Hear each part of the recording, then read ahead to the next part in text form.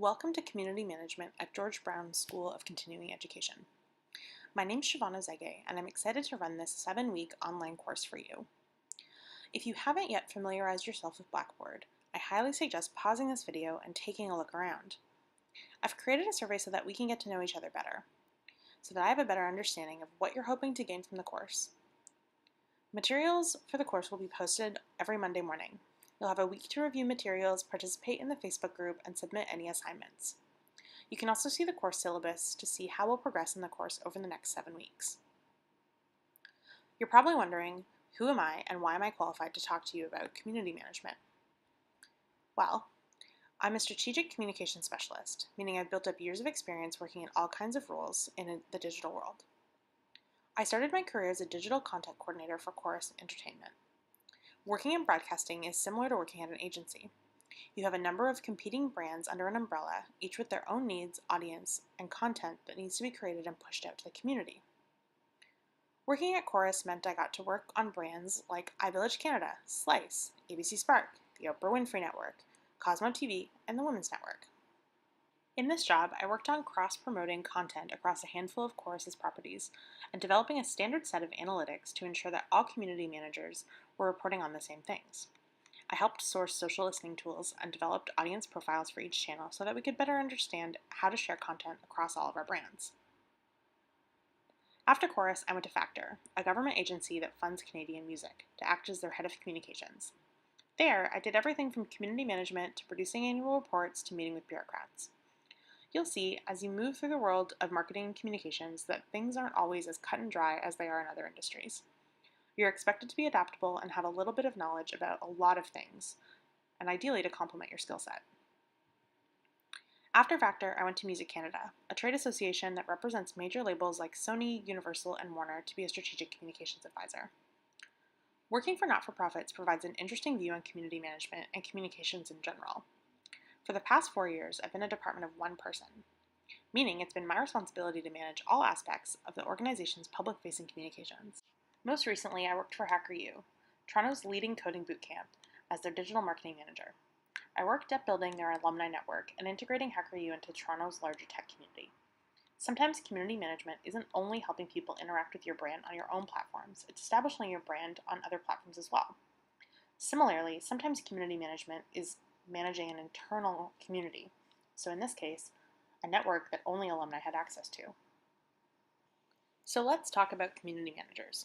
There are a lot of definitions and job titles and opinions about what a community manager does, and what they should do. Community managers are no longer an afterthought. Increasingly, brands and companies of all sizes require someone to be at the helm of their brand's online presence.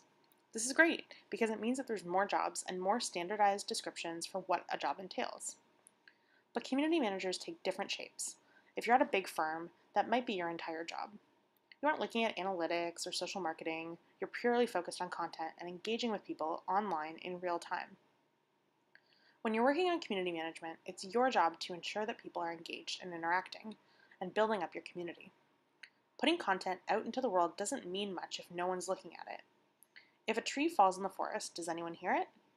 You can think of that as a similar issue with creating and managing a brand online. If you're at a small firm or a not-for-profit, it's likely that community management is rolled into an umbrella of marketing and communications. This might mean that you're a community manager and a content creator and a marketer. It might mean that you're looking at Google Analytics and building partnerships with other brands and organizations. But at the heart, community.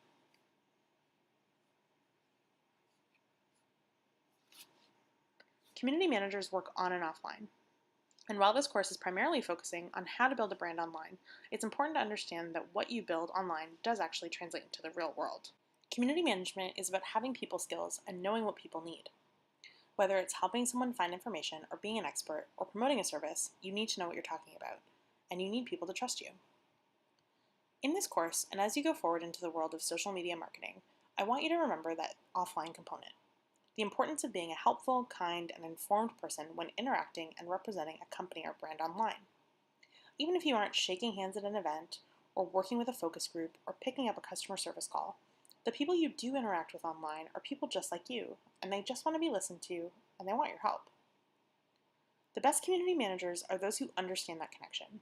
even if it doesn't immediately translate into what they do in their day-to-day, and even if it feels like sometimes that's hard to understand because we're all behind a screen. Marketing is an integrated field. What you do online, offline, in print, on a video, on a website, it all comes together. There's a real connection between marketing and customer service. At the end of the day, you're trying to be helpful while championing a product or organization that you care a lot about. Okay, so if you don't have LinkedIn yet, you gotta get on it. Depending on your industry, it can be an incredibly powerful tool for content, and it's also a huge space for finding jobs in communications and marketing. If you have the skills, recruiters are looking for you, and they won't hesitate to reach out. LinkedIn and other job boards help you see what kinds of roles are out there and help you understand what skills people are looking for. There are so many ways to call someone a community manager.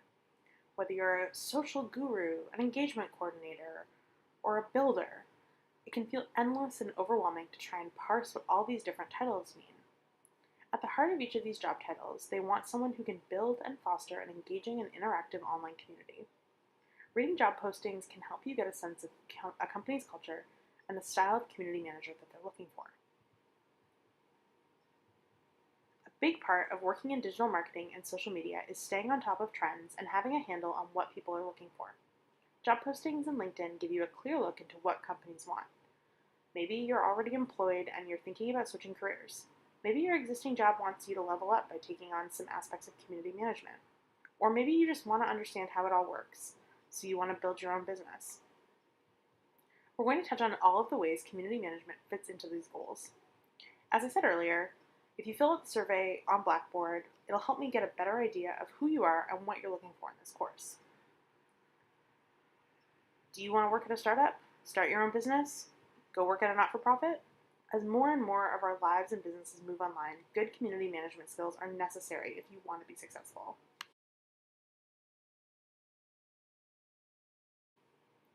If I had to distill community management down, I'd say it comes down to these three main things. You really need to know about the brand or organization you're representing. You need to be their number one, most knowledgeable fan. But you also need to be an advocate, and you need to be a builder. When you're a community manager, you're the person who knows everything about your brand or your organization, or at the very least, you have the resources to find answers when people come looking.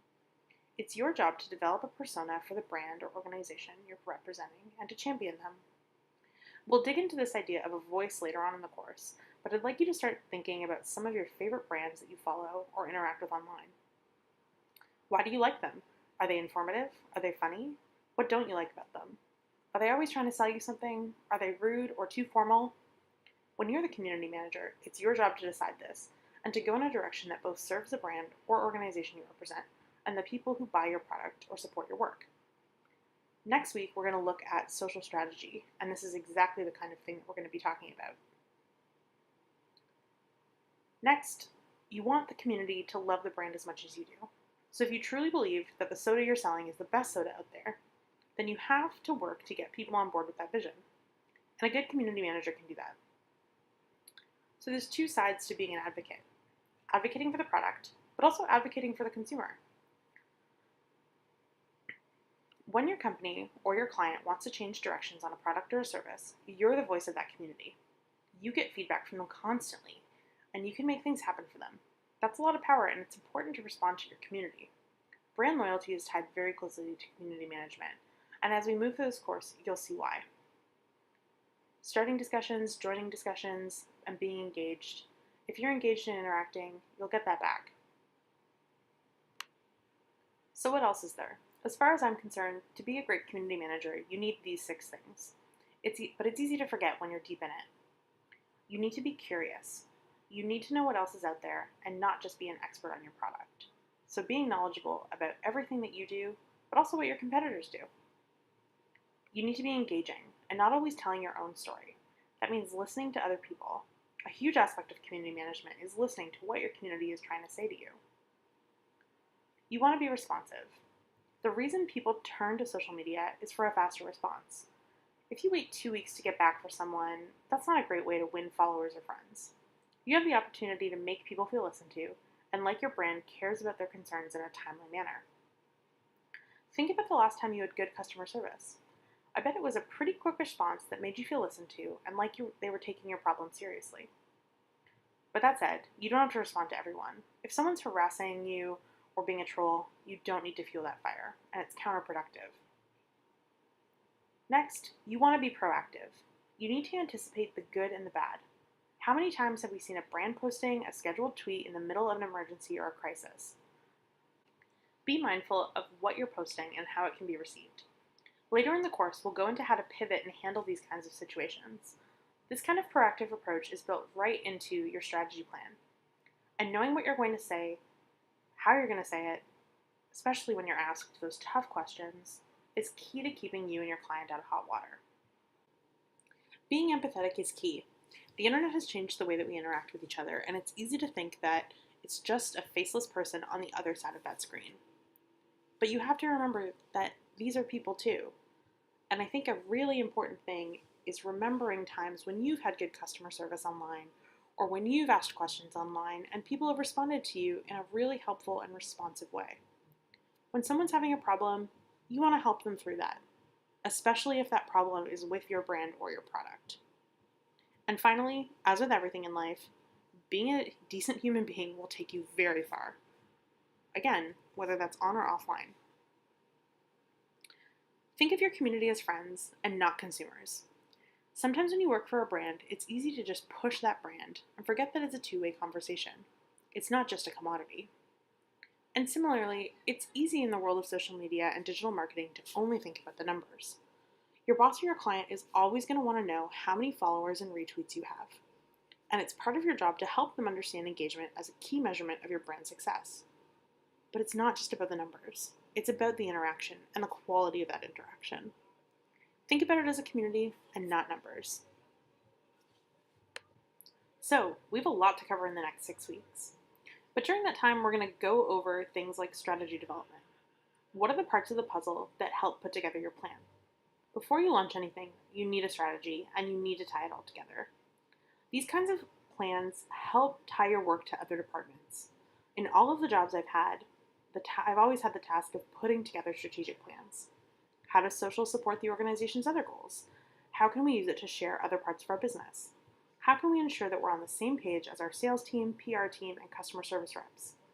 Standardizing your message and being consistent is so key in marketing, and community management plays a huge role in that. When you see it online or in person, it has to be the same.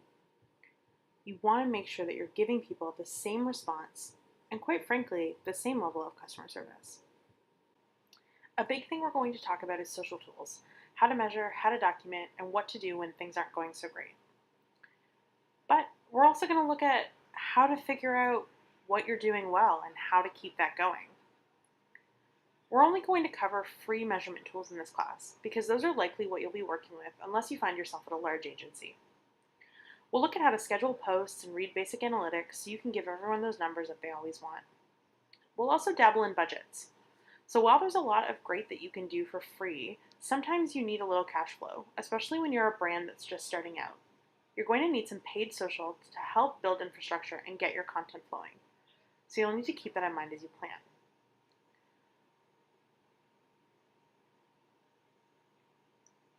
While content creation is often a separate job, curation is an interesting and critical part of your job. That's finding relevant content. Finding what I call the halo of things that fall within the purview of your business or organization. For example, if you're a music company, charitable events that benefit a music charity would fall into your halo.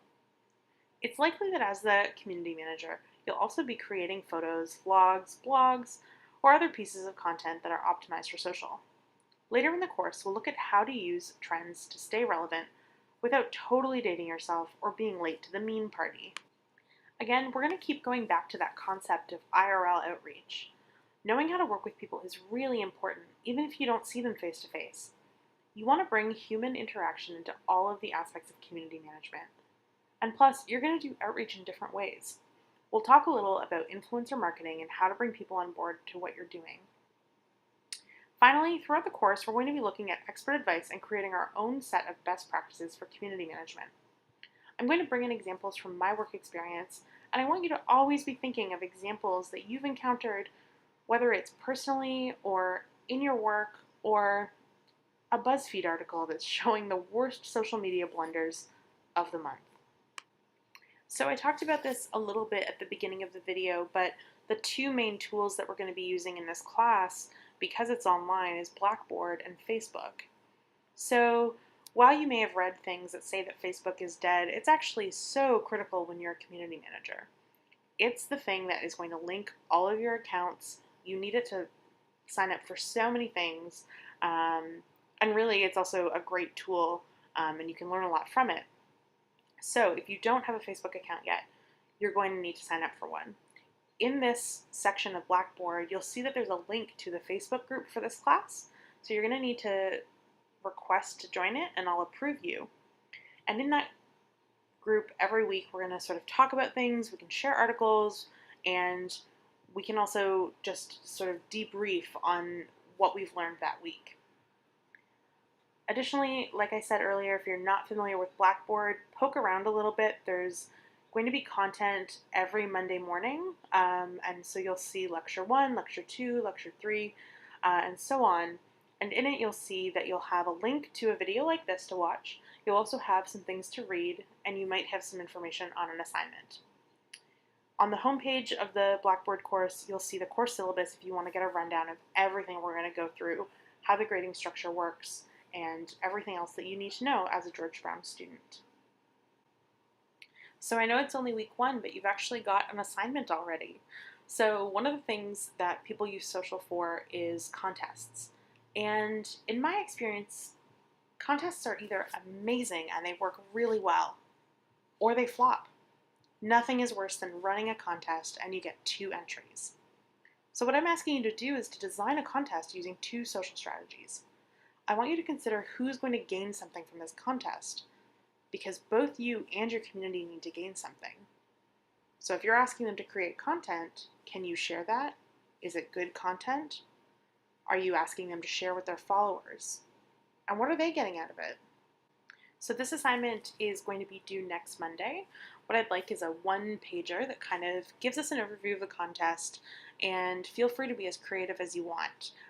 Think about whatever kind of brand or organization you want to be, think about what the giveaway is, and again, I want to think of 2 social strategies that you're using for the contest, and I want it to be very clear that everyone is kind of gaining in some way from this. Once your assignment is in, we're actually going to do a bit of discussion on the Facebook page about some of the things that you came up with, challenges that you encountered, and also I'd love if people could share some really great social contests that you've encountered, because there's a lot of different ones out there, and some of them are really not user-friendly, and some of them are massive successes. And again, as we build these best practices, I think having these things at our fingertips is going to be really helpful going forward. All right, well, I'm looking forward to next week, and feel free to email me if you have any questions or need any clarifications. Otherwise, I will see you on our Facebook group.